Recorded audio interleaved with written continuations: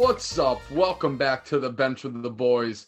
Marv has risen from the dead. He has joined us tonight. He's back. Fresh out of his tombstone. Yes. We got a big slate of NFL games today here on Riding the Pine.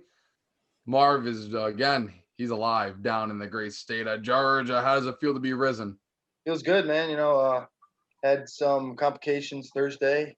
Had to go to sleep for a little while. Came back. Feels good. So let's get this Everyone show needs to die a on the little road. bit, you know what I mean? Got that resuscitation. Yes, sir. Sheep's riding a big win today. Could the Oh, yeah. Vikings be back? Probably not, but hey, They could. They could. enjoy it while you have it, buddy.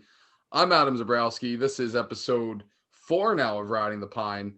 Again, we got a big slate of games. Before we get going, though, Alex Trebek, the Jeopardy legend, the GOAT of game shows, passed away this morning at his home, age of 80, dealing with some health issues for a while.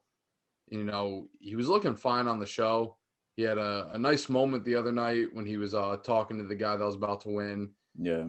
And is there anybody watching? And he's talking about how he would sit on his grandfather's lap and listen to the show. And when you look back at it, it gives me chills anyway. That was one of his last moments on Jeopardy. So, rest in peace to him. Yeah. Yeah, rest in peace to him. Thoughts and prayers go out to his family and Yeah, definitely. There were the one segment that he had, the NFL one, where nobody on the show could answer a damn NFL question, and he was there ripping his hair out. Yeah. That's how it ties back into sports. He shouted out Schenectady on one of the episodes with General Electric. That was cool to see. That was really cool. I found out today too that Alex Trebek was basically a lifelong Lakers fan, so that's good to know. He got to see the Lakers get the chip this year, and rest in peace to Trebek 2020 when he thought it couldn't get much worse. Yeah. It got a little better for Sox fans the other day because Alex Cora is back in Boston. The World Series is back on for the Red Sox. They're talking extension with Devers. Cora is back. Weep. Cry. I'm not gonna cry that you guys have manager is back. That's fine. You guys want the cheating manager for a trash organization? Take it. I love it. Love it. You mean World Series champion manager? as much as I hate the Red Sox, they got some damn good chowder at that Fenway Park. I chose that over ice cream. Sausage and peppers. Fenway that too. But it's also too basic. Chicken tenders are booty. Sausage and peppers every time I'm there. With about Yankees are charging you $5,000 and want you to take a second mortgage out in your house to get some chicken tenders. Yeah.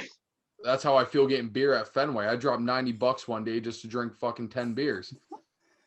That was absurd. Just for one.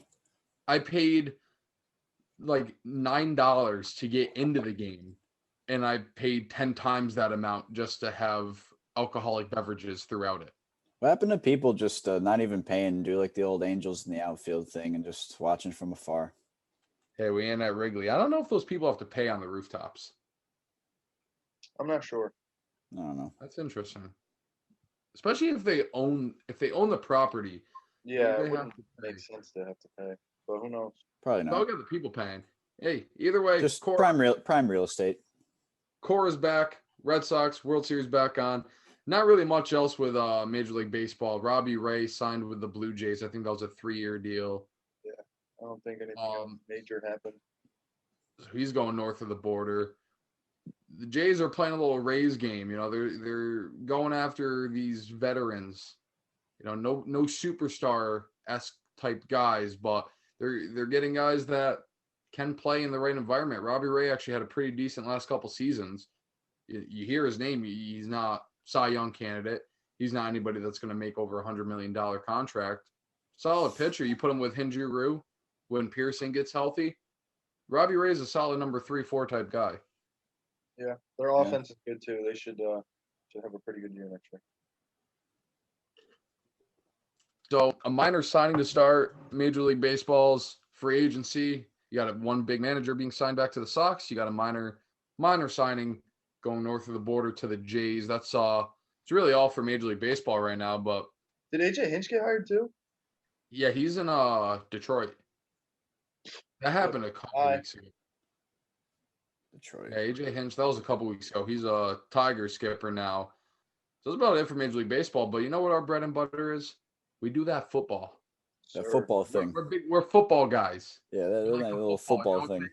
Today's Sunday, and we had a lot of damn football going on.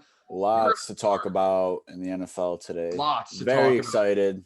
Very excited. We're going to start in Orchard Park, New York, where the Buffalo Bills had the Seattle Seahawks traveling 4 gajillion miles from the state of Seattle, Washington, where they got pummeled by Josh Allen. This game had some implications. Josh Allen's grandmother came out, passed away Saturday. The Bills gave him the option to play today.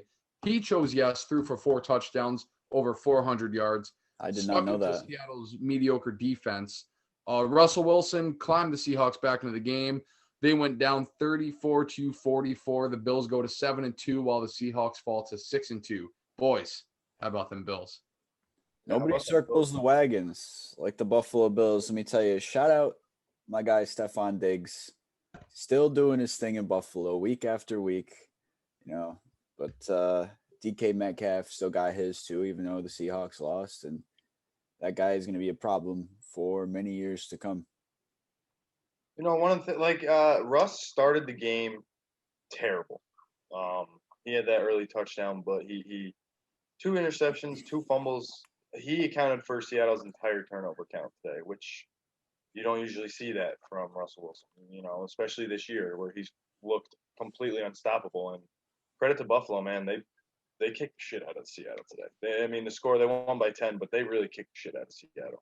We should have beat him. My MVP would never account for 4 turnovers in a game. Yeah, but that's just it was definitely a day where Buffalo wanted it more, and Buffalo was a better team.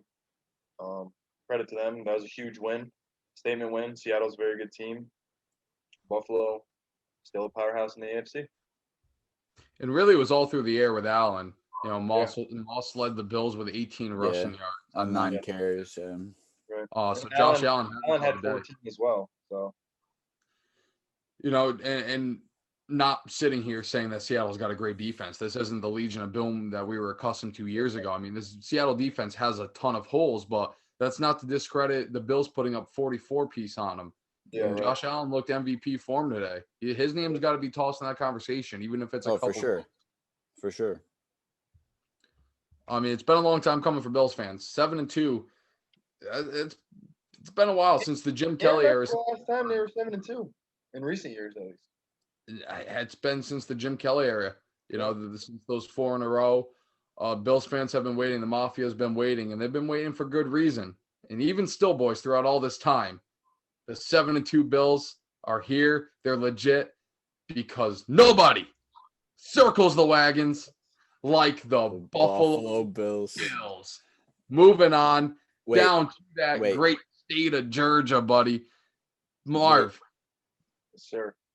Before we move on, I just want to say that the moment that I knew Josh Allen was here to stay and not be a flop was that first down he had, I think it was Thanksgiving last year against the Cowboys. Oh, and that ass whooping? Where he dropped the ball. Yeah. And then he recovered his own fumble, picked it up, and willed his way for the first down. That was a baller. Yeah, he's a Western New York type football player, man. He comes from a small college playing for a minor NFL organization. That's the type of guy you want to lead. Guy's a grinder. Yeah. He leaves all of his balls on the field. I agree. Pun intended. But hey, the Falcons had a big lead at halftime, 20-3. Almost blew it. Yeah, almost blew it. Like a fucking Tootsie Pop, but they held on. 34-27 win. Drew Lock is not elite. Like a Tootsie we'll see Pop. next week, but Drew Lock, we could put in conversation, is not elite. We thought so last week. No. This week showed us he's not. No, I never said he was. I said from I think the first show. People, man. The first show, I mentioned about how John Elway said, "Oh, Drew Lock reminds me a lot of myself." No, you better get your glasses fixed, John, because you're a Hall of Fame quarterback, and the Broncos are 3-5. He did miss a few weeks, but Jerry Jeudy also. I was saying it. He was poised for a big game. Took him on DraftKings. Helped get me that dough. Thank you, Jerry. Had to figure he was poised for a breakout game. He had 7 for 125 in a tutty to help get the Broncos a little respectable score. Falcons actually hung on to win a fucking game. Well, here's the thing. Here's what pisses me off. All right, are you ready? Phillip Lindsay, 8 carries, 23 yards. Melvin Gordon, 6 carries for 18 yards. Melvin Gordon whined and bitched last year or whatever, the year before, I don't care when it was, about how he needed his money and he sat out for the Chargers. And then he goes and leaves the Chargers and goes to Denver and he stinks. Yeah, he has been pretty bad. Been pretty and then goes bad. out and gets a DUI acting like he's untouchable. I mean, can't act like whatever came about that Dewey. I don't know. I don't think I haven't heard anything since, and it doesn't really make sense to me. I don't understand. Like, these guys demand the big money. They have one good year, and these teams pay them. And then it's like, I don't know if it's like they don't think they have to try. Like, that doesn't seem like how a lot of these guys are built. Like, they want to win, obviously, and like give it their all. But like, how do you just go from like being good to just mediocre at best? That change of scenery, man. It happens. How many times you see it year after year across all sports? A guy packs his bags, takes more money elsewhere just to shit the bed. Le'Veon Bell? Yeah. Anyway, Casey's barely using him. And we're going to touch on Casey in a little bit because that was another heart attack waiting to fucking happen type game. Falcons, 3-6. Denver goes to 3-5. Again, a game without with much implication. Neither team is playing in the NFC East, so therefore they're kind of screwed. A team is this back-to-back wins for Atlanta as well? Yes, it is. They won last Thursday against Carolina. They win this week. Dan Quinn, the problem? I think we're seeing it. Yeah. Saying it since the Super Bowl, The problems were the Bears, thinking that they were a 5-2 team at one point. No, there was an imposter among us. The Bears have dropped 2 in a row. They went to Tennessee this week.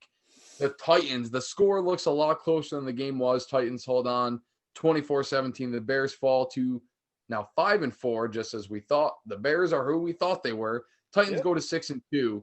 And it really balanced effort by the Titans in this game. It wasn't Derrick Henry. It wasn't Tannehill. It was just overall balanced game for them. There was a little bit of help from newly acquired Desmond King off of the trade block. And, nice. What was it, 63-yard scoop and score for the kid today? Yeah, that was beautiful. Yeah, 25 years old. The Bears are who we thought they were. Yeah. Something that always can make Adam and I both smile is when the Chicago Bears lose, and when they lose, it's a great day for both of us. It's another day just to say the Bears still suck. Even when the Bears win, the Bears still suck, and the Bears today they lose, and they really fucking suck. Nick Foles threw the ball 52 times. To throw the ball 52 times and put up 17 points? Yeah.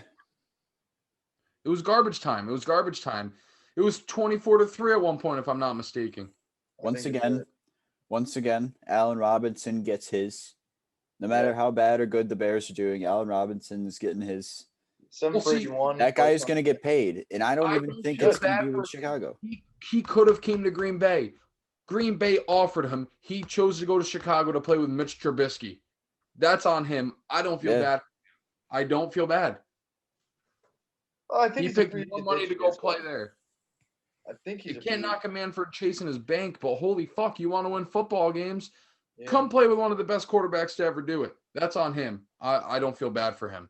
Let me tell you something. Let me tell you something about the Chicago Bears too. They're about to be 5-5 next Monday. They started the year 3-0. Here's the thing about that game. That the over-under for Derrick Henry's rushing yards this week was 99.5. And I said all week, hammer the under. Hammer the under on that because the Bears defense, they could still suck all they want. They have no offense, sure, but their defense is still good, especially their run D. Delvin Cook ain't going to do what he's been doing the last 2 weeks against the Bears. But so if he does, hypothetically, he's not going to. If he does, what does that say about Dalvin Cook, though? He's already one of the best running backs. Dalvin is back. I'd say back to cooking. As I don't understand why he always first 3 weeks can't figure it the fuck out, and then it's like the holes are bigger than the fucking. Yeah, they part like the Red Sea. Like literally parts like the Red Sea, and he can get yards up the ass. fuck it. While we're in the kitchen, let's cook it up. Because the Minnesota Vikings, the best 2-5 football team I've ever seen assembled, now improves to 3-5, also knocking the Lions at 3-5. Dalvin Cook, a monster game again, goes for another 206 with 2 touchdowns on 22 carries. Vikings take down the JV squad up in Detroit, the franchise that doesn't matter. I mean, imagine being a Lions fan. Really? That's besides the point. Seat or no? Because like Matt Patricia's on the hot seat. Are you kidding me? Are you kidding me? I'm saying his seat is hotter than hot. The Lions are embarrassed. I was telling my parents they should cut the tradition of making these clowns play on Thanksgiving. Yeah. You can't do that. I'm a traditionalist, man. We got to watch the Cowboys this year play on Thanksgiving. I'm so happy the Steelers and the Ravens play the 8:30 game on Thanksgiving to give me something good to watch. At least we have something to look forward to. Kirk Cousins today threw for 3 touchdowns. I know Detroit. Yeah, I was going to say shout out to Kirk Cousins for not ruining this game. Detroit isn't the greatest, but Kirk Cousins 3 touchdowns, 2 of which went to Irv Smith Jr. Shout out Irv Smith, have a day.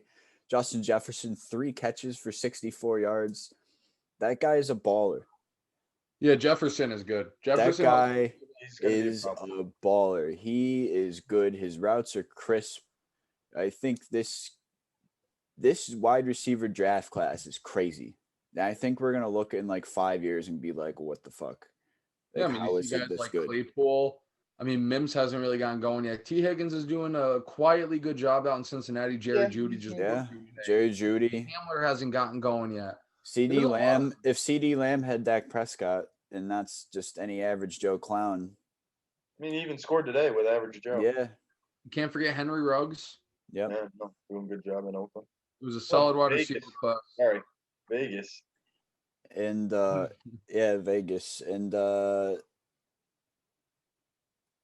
who's the fellow that the Eagles drafted? Rager. Jalen Rager. Jalen Rager. He's shown some flashes of what he can do, and I just think this wide receiver class is like unbelievably deep. We knew that going into the draft, but it's like they're showing out. And safe to say right now, Justin Jefferson leading the pack.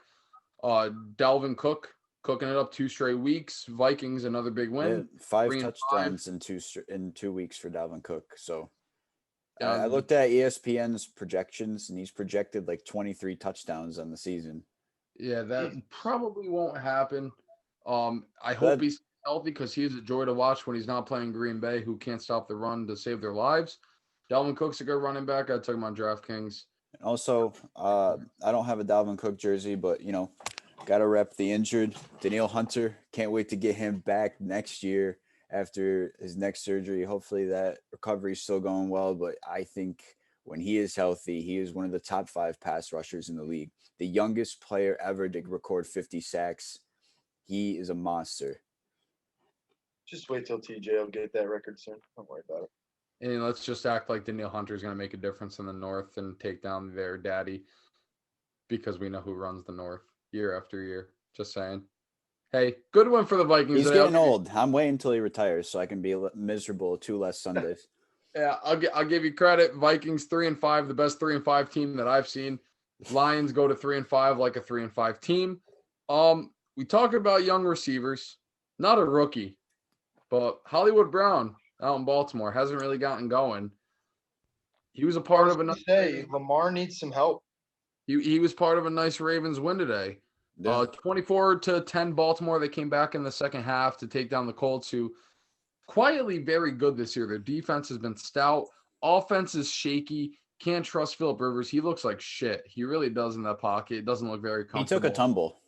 He did take a tumble trying to save. That was a fumble. Phillip Rivers, no matter how good or bad he plays, has the funniest trash talk I have ever seen. Here's what I got to ask you guys. Did you see Marcus Peters' interception, if that's what we want to call it? I did not. I saw a clip of it, yeah. That was not an interception. I'm just gonna say it as it is. Was not an interception. I agree. Was not an interception. The NFL, I lose hope every motherfucking week because they can't get their heads right. They can't. You have replay for a reason. You use it. You see what it actually is. That was not an interception. Call it that way. I lose hope every week with the NFL. I don't think it makes a difference in the game. The Ravens still dominated in the second half. The Colts had 1 yard in the third quarter. 1 yard.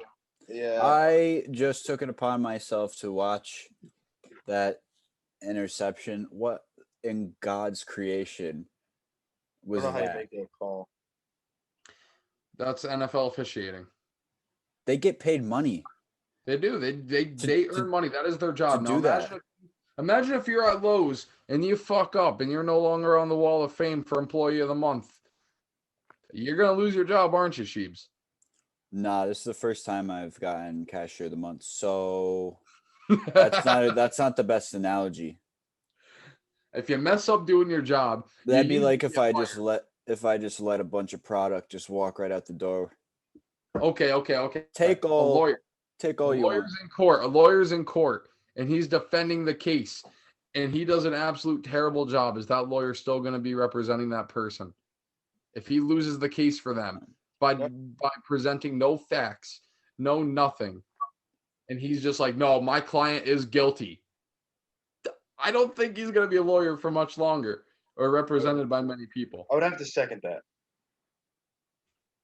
So an NFL official, you see the call once. Okay, let's go to replay. Now you're quite literally watching it 4 different angles, slow motion, regular speed, every single thing you can imagine, and you still get the call wrong. I have to say, how do you have a fucking job? That probably about it pisses me off. 5 years ago, maybe. I don't know, ballpark 5 years ago, I got the opportunity to go out to Canton, Ohio, and go to the Football Hall of Fame. Now, in the Football Hall of Fame, they have a replay booth where you yourself can get under the hood and you see a couple plays and you can make the calls. It is not as complicated as they make it look. No, because you watch it. There's millions of cameras and camera angles that are now able to be used because of the technology that we have. There shouldn't be a wrong fucking call ever. But that's the world we live in. That's the NFL. They overthink everything. They, 1 year you could challenge PI, the next year you can't. You got replay for a reason, but no, let's go fuck it up. And trust me, as a Packer fan, I don't want to hear about botched calls. The Hail Mary still lives in my head. I don't care. Nobody knows what a catch is. Nobody knows what a catch is anymore. I mean, that's kind of settled down, but still, you see it all the time. It's like every single play, they go to replay, every single first down. They can't just look at it and say, okay, first down. Every single catch, did he have possession? Was he going all the way to the ground? Was he contacted 2 feet in? Just, you catch the ball. If it's close enough, it's a catch. It's not that hard. It is so overcomplicated. Yeah, what's up with all this control bullshit? What's up with all this control bullshit? You didn't have control. Did the ball hit the ground? No. Like, so if the ball doesn't hit if you get 2 feet in, the ball doesn't hit the ground, I don't think if you're bobbling it should matter. But hey, speaking of bobbling, there was a play in that Giants-Washington game where I think that ball got kicked around for about 25 yards before it was finally picked up. That was garbage bowl number 1 on the day. Giants won a football game. The New York Giants. Hey, won their second in a row. No, because they lost to the Bucks on Monday night. Yeah, you're right. I believe the Giants 23-20. I believe on Thursday, my prediction for the rest of the Giants season was 3-13. So they could potentially exceed my expectations by a game or 2. Yeah. Now let's not get ahead of ourselves, Shoes, because this is the NFC East, and anything can happen. Anything could happen. Much like that one play, I think it was Gibson running the ball and it got punched out, and it rolled for about 25 yards, just going back and forth before I think somebody on the Giants finally scooped it up. This game ended 23-20. Hit the over right on the knot. So we'll get to that later. That's one of my. Shout out Alex Smith though. I was about to say Alex Smith. Threw 3 interceptions, but he threw for over 300 yards. Like, it's just good to see the guy back on the field after all he's gone through, all the adversity. It's been an uphill battle for so long, and it's just good to see him back out there. And as I said on Thursday, that man Terry is scary. Yeah. They lost, but he had a day. 7 catches for 115, that 68-yard touchdown where he just broke off the defenders. I mean, granted, the Giants have not been good at tackling in the past 3 years, but he's good. That guy is good. I got to intervene. It wasn't a great way to see Alex Smith get on the field. Kyle Allen dislocating his ankle. Not the way you would. This is true, but it's just good to see Alex Smith out there, regardless. Yeah, and apparently, Dwayne stipulations were different. It would be obviously a lot better, but to have Smith go in after somebody has a scary leg injury, that's really scary because he was literally in that shoes 2 years ago. Ron Rivera is saying that Dwayne Haskins hasn't been forgotten about. It's kind of looking that way. What does that mean? He didn't throw the ball once today. Dwayne, exactly. He's redshirted. Again. Well, Giants, after last week against Tampa, they actually looked pretty good. They should have won that game. So I can't say they put it all together against Washington today. They did have control of the game right from the start. Let me tell you something, though. Good win for the Giants. They still got a shot in the East. I feel like Dwayne Haskins just has a lot of freaking growing up to do if he's going to be a starting quarterback in the NFL. If you remember last year when he got his first win, he's out there taking selfies with the fucking fans. That's exciting, though. Yeah, it's exciting, but you know how embarrassing that's got to be for Case Keenum?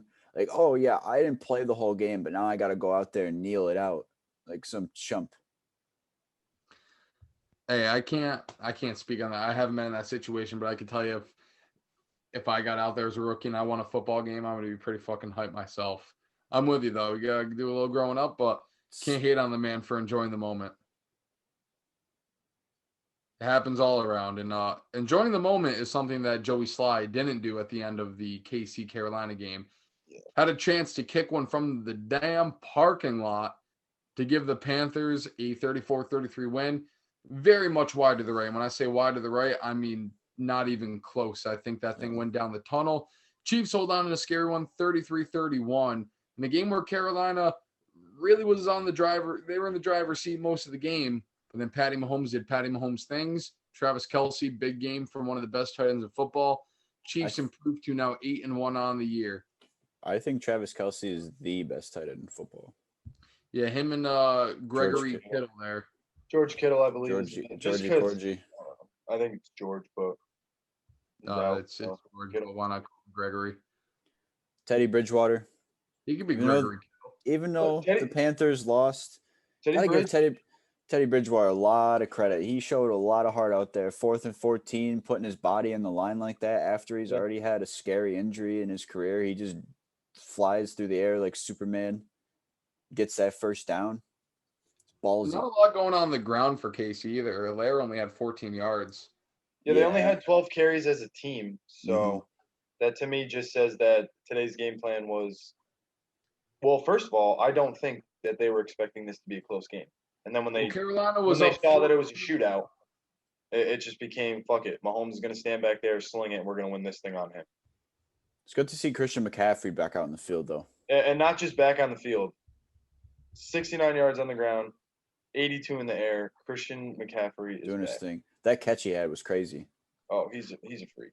He's a freak. Well, I mean, Carolina's up 14-3 in the game out in the second quarter. You got no choice but to be chucking the ball. I mean, running the ball really wasn't an option. Matt Rule actually has a really good thing going in Carolina. I understand they're losing games, but they're competitive. They're losing close games. They are. That's something to take out of it. They have a talented squad if they can ramp up that defense a little bit more. And Christian McCaffrey's been out for most of the games. You're right. They just need to get a better defense. They do that. And that's what they really focused on in the draft this year. Their once-in-a-lifetime defensive player retired, and for personal reasons, good reasons. But 4 out of their 6 losses are with 5 points or less. So their record could easily be, fucking 7-2. Yeah, they're taking a page out of the Chargers book, losing them close games. We'll touch on the Chargers in a second. another garbage bowl game. It was a battle of 1-6 teams in Jacksonville. The Jags with Lutton at quarterback against Houston. Watson was throwing all over that defense. Yeah. Lutton made it close at the end. They failed 2-point conversion. Shot the Jags in the foot. Texans hold on 27-25. Are the Texans back? No. There are 2-6, man. They're not in the NFC East. I forgot. There are rumors, like I said, allegedly that J.J. Watt could be on the way out. J.J. Watt is actually on his way to Pittsburgh as we speak. Well, the only way he's out is if he retires. No, he can. I think he's a free agent this year. No. I'm saying via trade. Yeah, no, free trade. He wants out of Houston. He was one of 3 guys that was an absolute no trade guy. It don't matter. They're not. He was a no trade guy when he didn't want to be traded. He wants to win. He's sick of this. He sees how much fun his brothers are doing. He's like 31 we'll touch on them in a little bit, but they're still undefeated Steelers. He's 31 now, and he's not the freak of nature that he used to be. How many playoff games has he played in? Like 2? I believe 2. No, he had 2 last year alone. He's played in 4 or 5. No, I think he's been hurt the last times. He played in 2. He played because 1 game against Cincinnati years ago, he had a pick 6. So that's at least 3 he's played in. They won that game. So then he played the next one against New England. So that's definitely 4. He became the 4th fastest pass rusher to 100 career sacks. Yeah, that was a milestone he hit today as well. Shout out J.J. Watt. Congratulations to that. He said, I don't think it's any secret that I don't have 10 years left in this league. And they're saying that it's virtually certain that he's going to get traded to a contender. So we'll see what happens. I'm just saying he went to school in Wisconsin with the Badgers. Just going to put that out there. Come back home. No. We don't. No, he wants to go. If he wants to come back home, he can go play with his brothers. What do you mean? We don't need him. Back home. Him and Will Fuller would make a package deal. Damn, this game sucks. We're gonna get to this game later on. I don't even know if we want to. Like he'll have to be traded like in the off season though. Yeah, because the deadline. Because the deadline's up. So yeah, dude, Brady just threw his 3rd pick. Because it's no secret that what Bill O'Brien did. I think it's not. Bill O'Brien, like the damage he caused is not going to be fixed in like an off season. No, he still wasn't there a couple days ago. It's going to be 2 to 3 drafts that they're going to need to fix this. Yeah. Well, I think they don't have a 1st rounder this year. They don't have a 1st or 2nd next year either. Like that guy is a dummy. That guy is a dummy. And I'm pissed he wasn't there because we could have got Will Fuller for like a 6th rounder if he was still there. Probably fucking nothing. He would have given now that people in charge know what they're talking about. They wouldn't even take a 4th rounder for Will Fuller. Bill O'Brien, if he was still there, he probably would have been like, all right, Green Bay, just give us your athletic trainer. And I'll give you Will Fuller, Deshaun Watson, J.J. Watt, and I'll even throw in Romeo Crennel. Yeah. We could use Romeo Crennel because I'm losing faith in Mike Pettin. Hey, good coaches are hard to come by, but there's a good coach out in the desert where the Las Vegas Raiders went to the second fiddle team to take on the Chargers in LA. Raiders hold on 31-26. Now with a little controversy at the end. Coach Gruden, I'm here with you. I'll tell you what, man. What did I tell you, man, last week on Thursday night? Derek Carr, man. He was going to throw some touchdowns, and he did. He threw some touchdowns, man. Let me tell you, too. Josh Jacobs, man, got in the end zone on a 14-yarder. I'll take any questions you guys have. Oh, that last play where the Chargers got called back, Coach. Any concerns on that? Could have lost this game. Got to hold on to the ball, man. You got 2 feet in, you completed half of the process. It'd be like baking half of a souffle, then taking it out of the oven. Keenan Allen carved up your secondary. How are you going to work? I'll tell you on Thursday, too. Keenan Allen, legit receiver, man. Pro Bowl receiver. Where was T.Y. Hilton? We were talking about him. That's another game, but where was he? Nowhere to be found like Keenan. Hey, coach, you guys are 5-3. Moving forward, just win, baby. I'll tell you what, man. That's all we're going to do. I don't know anything else. Raiders do what they do. They just win. 5-3 on the year. Ain't going to win the division, but the Raiders are, if the season ended today, they would be the 6 or they would be the 5. They would be the first wild card. They would be the 5 seed in the AFC, the Browns 6, and the fucking Miami Dolphins. Let's go down to South. Before we go down, we cannot overlook Justin Herbert. No, kid's got balls. Them losing good job out there. Another 300-yard game. Kid's got balls. So before we go down to Miami and, get our tan on, what do we think the Rookie of the Year race is looking like for offense? Wow. We haven't really touched on this yet. I'll give you my top 3 if you want. Edwards-Helaire, Jefferson, and Herbert. I think you got to throw Burrow in there too. Oh, come on. Yeah, I was going to say Burrow, Edwards-Helaire, and Herbert. Those are my 3. I think Justin Jefferson could get it. I just think maybe not Jefferson because he wasn't like Helaire jumped right in, and Jefferson took him a few weeks. But it's different as a receiver, obviously. But they weren't targeting him. Yeah, and he's had like 2 games over 150 yards this year. Yeah, 100%. Well, I think it's really it's gonna be close. I think it's kind of a quarterback race between Burrow and Herbert for that award, in my personal opinion. I mean, it's going to come down to the end of the last half of the season here, but in my opinion, I give it to Burrow because what he has to work with, I mean, nothing. LA Chargers had all these losses last year by single-digit points. With we shit on Phillip Rivers, but he's probably the best losingest quarterback in the history of the NFL. And Herbert is doing the same exact picking up where Rivers left off. Yeah, I mean, and that to have the poise that Herbert does, to step in the way that he wasn't, nobody thought Tyrod Taylor was going to get stabbed in the chest by somebody in their training staff. Yeah.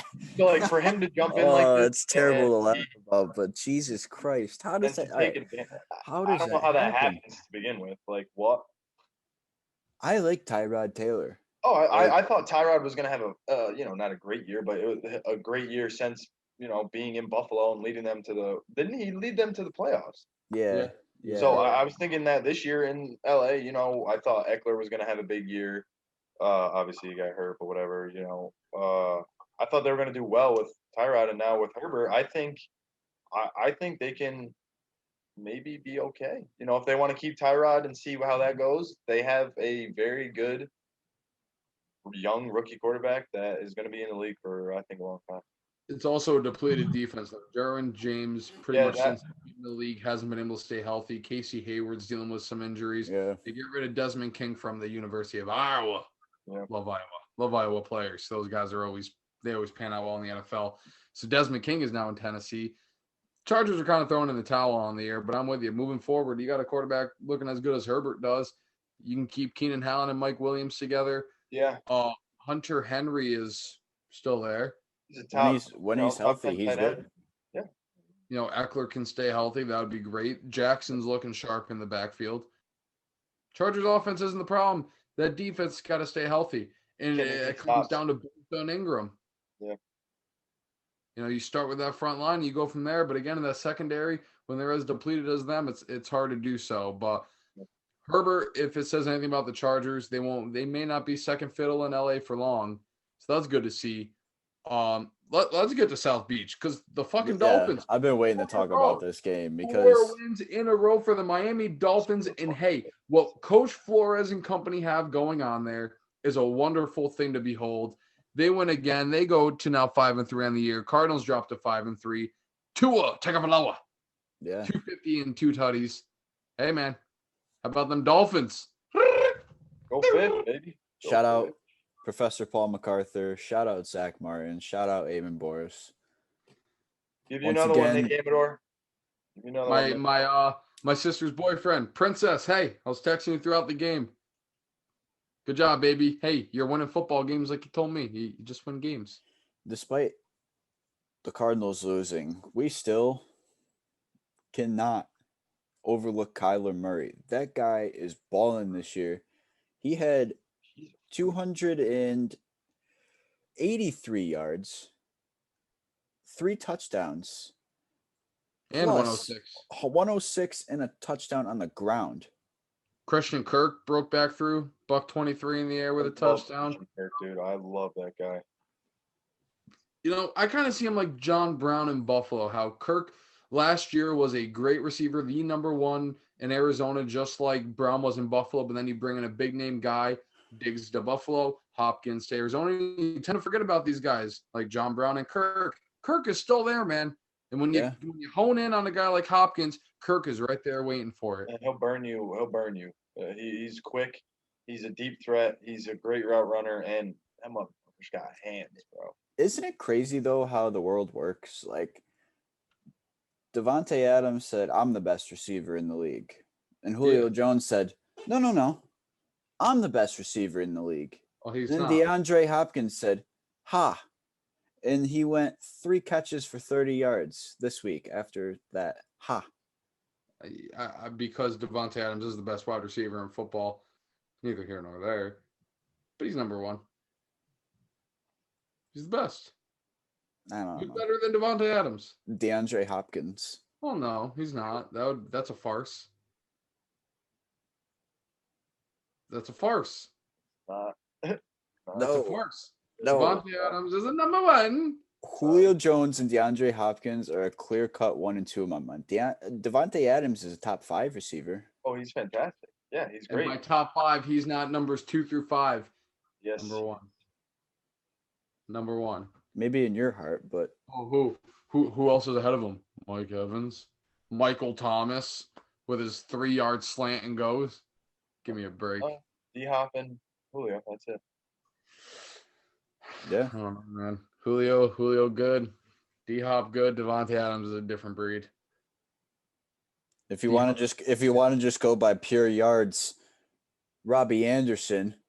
Yeah. Well, that's not what I go by. I go by since 2016 how Devontae Adams leads the league in touchdowns while still missing.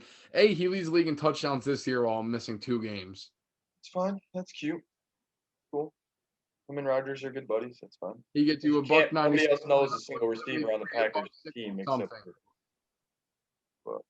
And it's not Michael Thomas slants. Devontae running routes. I mean, D-Hop runs routes, never drops balls. You know, he's a gangster. But all right, okay. Devontae wouldn't go 3 for 39 in the game.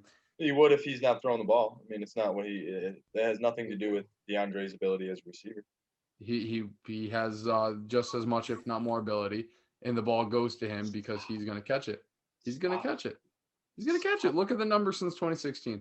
Devontae Adams. Look at DeAndre's, bro. Come on.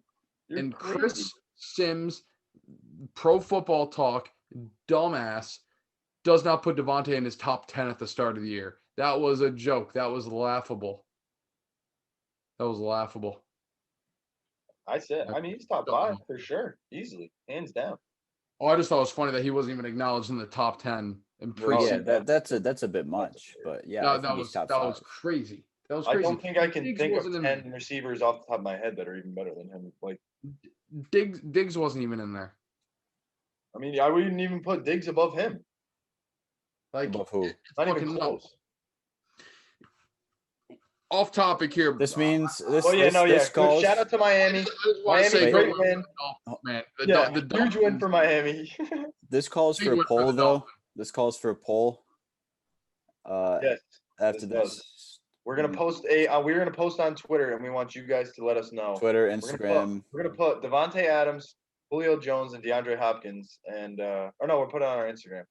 Put it on our Instagram. If you vote for anybody besides Devontae, you're wrong. And you let us know. Don't listen to him. He's a biased Packers fan. With your opinion, we'd love to hear it. Yeah. Tom Brady sucks dick. Is that biased? Oh yeah, I mean it's not. Tonight he sucks dick. I don't know if Pretty buns. My God, Tom Brady, 38-0. I just checked the score again.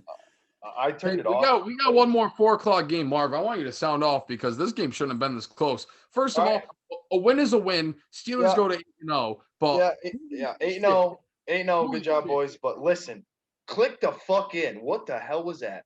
I don't want to hear anything about this team is complete. This team is not. From the coaching staff, from the top to bottom today, was terrible. Play calling, terrible. Thought process, terrible. We had the ability to kick a field goal to put the game out of reach, and what did we do? You went for it.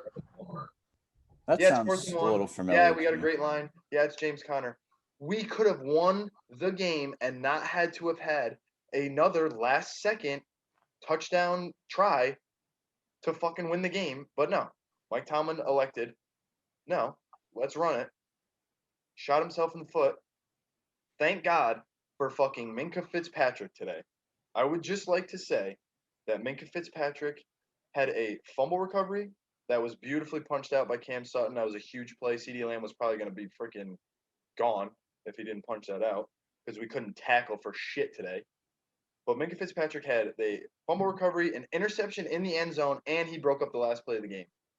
Yeah, Minkah Fitzpatrick's a big football guy. Former Miami Dolphin Minkah Fitzpatrick. Good job today. And actually, I'll give it to Juju. Juju in the third and fourth quarter said, fuck this, Ben, give me the ball. I'm sick of Chase Claypool dropping every other pass. I'm sick of Deontay Johnson not fucking doing anything. Juju, great job. Yeah, he rode his bike right to the end zone.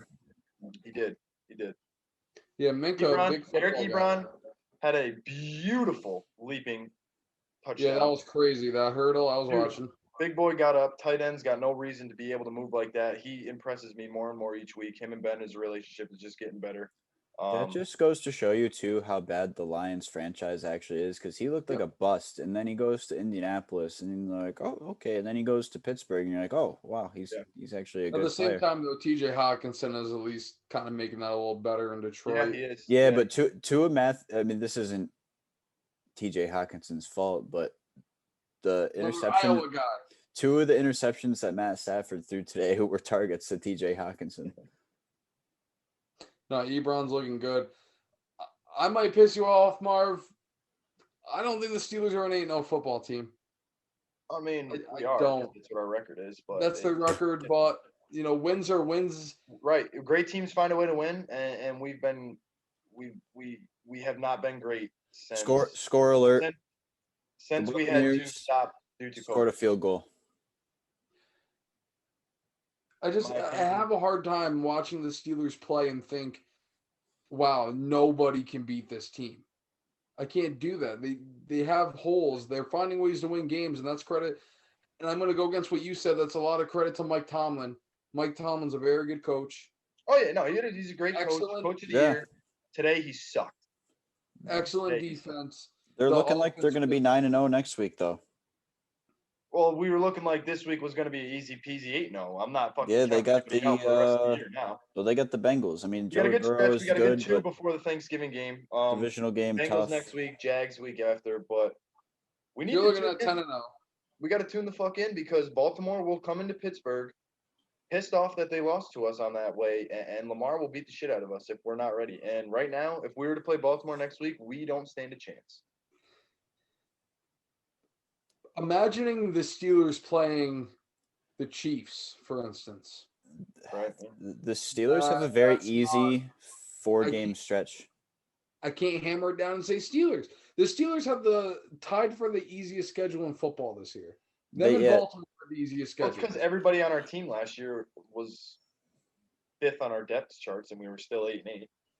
I mean, well, based on your strength of schedule, like heading into the season based off of last year's records, the teams that the Steelers were playing this year, they gave them the easiest schedule in football. Yeah, they have the Cowboys this week, and then they go play the Bengals. And then they go and play the Jags. The Ravens obviously are a good football team, but after the Ravens, they go and play the Washington football team. So the Steelers have a very have Cincinnati and Cleveland in our division every year. But still AFC North Division games. Never fucking. And that's 4 wins. You got 4 wins coming from the NFC East, so that's 8 wins right there at the very least. But you got December the South this year, right? AFC South, so that should be at least 3 wins right there. So that's 11 wins on the Steelers schedule. December's kind of going to be a tough month, I think. December 13th, they have the Bills. Sunday Night Football. That is going to be a very good game. I agree. Yeah, I got that. I'll have that one circled. 8-0 is 8-0 though. In Marv, just like what I said on Thursday, I didn't apologize for beating a depleted 49er team. You shouldn't apologize for being 8-0 and beating everybody that you've played. The only thing I'm apologizing for is that for all those Steelers fans who didn't make it through the game because their heart stopped. Jameis Winston alert! Jameis Winston alert! Whoa! Jameis Winston alert! Jameis Winston's playing football. Whoa! Jameis Winston down in NOLA, baby. You mean the Drew Brees era is over? It's Jameis over. Winston taking over the Saints. Drew Brees. Yeah, they're up 35. Finishes the game 22-22 with 4 tutties and no interceptions. Well, does that lead us into the Saints game, Marv? You got anything else on the Steelers? Tighten the fuck up, or it's going to be a rough second half. Amen. Speaking of tighten up, holy fuck, the Tampa Bay Bucks getting worked. They look like shit. 5 minutes to go in the game. Not much to talk about in this game, minus Tom Brady's 3 picks. The surprising thing about this game is Alvin Kamara has 9 carries for 40 yards, but their leading rusher is Taysom Hill at 7 for 54. Taysom Hill, the ultimate football player. Taysom Hill's also been doing it through the air, too. The most versatile football player. Probably in a long time. When he wants to be good, though, he has those flashes where I see it one or two ways. It's either people on Twitter shitting on the Saints for using him the way they do, or people on Twitter praising the Saints for using him the way they do. Yeah. There's no in between. Not at all. Well, he continuously says he wants to be a quarterback, and Sean Payton is like, listen, you're never going to be just a quarterback here, like ever. And until you accept that, I mean, if you would like to walk, you can walk. He threw a fucking bomb against us in the playoffs last year. Yeah, he did. I just can't believe the score of this game. Shout out Jameis. 1 completion, perfect passer rating. Guy's the GOAT. He is the GOAT. He got that laser eye surgery. He can complete passes again. He's behind Drew Brees. Yeah. Saints with a big win, especially for playoff implications for, biasly speaking, for the Packers. That's huge to have the Bucs go down. It just goes to show you, any given Sunday, anybody can beat up on anybody. Bucs beat up on us, but we beat the Saints, and then here come the Saints beating up on the Bucs. That's Jameis NFL Winston football. Is now 1 for 1 with 12 yards. Beautiful. So the Saints are going to move to 6-2. The Bucs are going to fall to 6-3. So that will skyrocket the Saints to first in the South for now. Big win for Drew Brees and company. Do we dare preview tomorrow's game? Do we even talk? I mean, come on, the Patriots. Jets. Why in God's earth does the NFC East get primetime games? Jets by a million. Joe Flacco is starting at quarterback. He's elite. Yes. Flacco versus Newton. This is fucking terrible. With that offensive line, he's gonna get pummeled. Terrible. Look, I just need to get this last pick right. So they need to win by 10. Patriots. It's either gonna win by 30 or the Jets are gonna make it a close game. Yeah. Based on how this week went. And while we're on the topic of picks, with this game going down, I went 0-2-1 this week, so that's going to push me to 2-3-1. I believe I went one 1 for 2, so I'm 2 for 4 now. I am 1 for 4 pending tomorrow's game. So that Washington, New York tie, hitting 43, that's keeping me in first place. Shout out to the Vegas Raiders for making me not have a goose egg today. Good job. I can't believe, too, I sat here on Thursday. It was like, I don't even think they could combine for 23. Yeah. They combined for 40. Did that on their own. I don't know, man. It was a really weird week of football wrapping up these games. I feel like we say that every week, though. Yeah, but it was a really weird week. The Panthers making as close as they did. Fucking week, man. I mean, did we really think the Bills were going to win by scoring 44 points on the Seahawks? And it wasn't even a 10-point game. It really wasn't a 10-point game until 5 minutes ago. The Bills handled them. It really was a weird week, and tomorrow I think is an appropriate way to stamp it. I agree. with the Jets and Patriots. Who do we got next Thursday? Colts Titans. Titans. That's going to be a defensive game, I think, because both. I mean, And we'll be on here. We'll be on here on Thursday to go over our locks for next week while we're watching that game. No hot seat. I was on the hot seat. Yeah, I got a hot seat. I mean, and I think Thursday we might be previewing the maybe even next Sunday. I'm gonna look at the best bench warmers, people like us coming off the bench and seeing who puts up the biggest performance doing so. Hey, I'll tell you, I have one to lead us into next week. Mine this week. yeah, Hey, Ben DiNucci, what's the matter with you? That's my bench warmer this week. Played last week. Got on the pine this week. Didn't do jack diddly because Gilbert took over. But I see you, DiNucci. DiNucci will get his shot once again. Yeah, I'll give my bench warmer, you piece of shit, Gilbert. Yeah, I hope you're listening. You ever do that to me again, I'm gonna have to go on freaking life alert because I'm gonna need to freaking help getting up because you gave me so many fucking heart attacks. But hey, what's the matter with you? If it was Ben DiNucci, the game's over, eh? Where's the freaking gabagoo? Gabagoo. You know what I'm saying? I think the biggest bench warmer, the bench warmer of the year award would probably have to go to Mitch Trubisky. I don't acknowledge him. He's not a football player anymore. That's what I'm saying. He went from the Mitch Trubisky's fourth overall pick. Mitch Trubisky will be working construction in a couple years, ripping cigs. Wow, that's what his life's going to be at. Kind of like what Jay Cutler is doing right now. You wait. Speaking of Jay Cutler, it's funny you bring him up. I saw something about how there was some charity auction, and he donated a autographed football, and I'm pretty sure it was the only thing at the auction that did not receive a bid. Well, most of his receivers also didn't receive the football that he would throw to them, so I guess that's pretty fitting. He didn't. Nobody wanted his autographed football. Hey, his ex-wife, Smoke Show, can't take that away from Jay Cutler. I mean, damn. That's the only thing he's done right. Yeah, he used all his freaking talents to get her. And then he, just like his NFL career, it plummeted. Yeah. Jay Cutler will be best known for screaming at his offensive line. And sitting out the NFC title game when he very well could have played. Yeah. Thank you for that. Not like it would have mattered. We were pummeling him anyways. Who was Chad? No, it wasn't. Don't matter. Packers won the game. Bench warmer of lifetime award goes to Jay Cutler. Yeah, I think Jay Cutler's going to hold that for a while. At least, Well, Mitch Trubisky's probably going to take it over pretty soon. Yeah. Keep the Bears tradition alive. Yeah, keep it in this beautiful city of Chicago.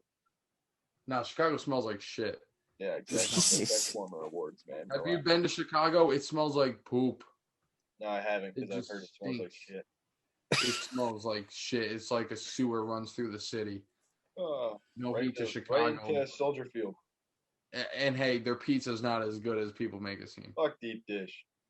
Deep dish ain't the way. We're from fucking New York. Fuck deep dish. I haven't had any pizza. A lot of unnecessary hate towards the city of Chicago here all of a sudden. I don't like the Bears, but they had a guy named what was his name? Basketball guy. Multiple MVP. Oh, that guy Mike? That Mike guy? No, doesn't sound right. Wow, the disrespect. The Saints are kneeling the ball. I don't know. It'll come to me eventually. Yeah. There's some reason some Chicago basketball guy sticks out to me, but I can't put my thumb on it. That's the only good thing Chicago's ever done. Chris Bryant. No, it's not it either. Jermaine Dye. Paul Konerko.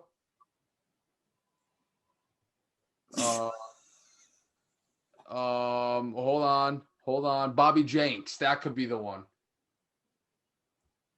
Kanye West. Sox team. Kanye West.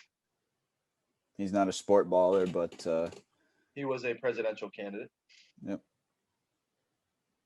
Oh, I think I remember now. Oh, I thought Dennis Rodman. Yes. Okay. That's who it is. Yeah. There we go. Basketball star to come out of Chicago. Yeah. Dennis Rodman and Steve Kerr, the biggest basketball names ever to come out of Chicago. Well, on this very fine note of shitting on Chicago, just like the city itself smells, I think that does it for this episode of Riding the Pie. We'll be back on Thursday night, Friday morning for most of you with our preview for Sunday, our Monday recap. We'll go over Thursday night's game with Indy and Tennessee as it's going. We'll have our locks of the week, previews, all that good stuff. Marv is back alive. Sheebs is always here. I'm Adam. I'm always here. Fellas, another good one. Great one. Oh, yeah. Shit, fellas. Don't forget, subscribe to the YouTube channel, like our YouTube channel. Comment. Follow our Instagram page, like our Instagram page, look for the poll about who you think is the best receiver in the National Football League is. Don't be afraid to message us with, if you have a wild card, some hot takes. Yeah, if you want to put in a hot take, a pick, a sleeper pick, something, we can start. You're probably wrong about it because Devontae Adams is the best, but hey, go for it. I mean, try us. Hey, we'll shoot for it. We don't turn anybody down because everybody's turned us down. And we will be up on Apple Podcasts soon. Very soon. So keep saying that, but we will get it up really soon. So we can get you guys some more platforms to listen on and better for your convenience, because we are definitely going to be the best show to listen to on that Monday morning commute.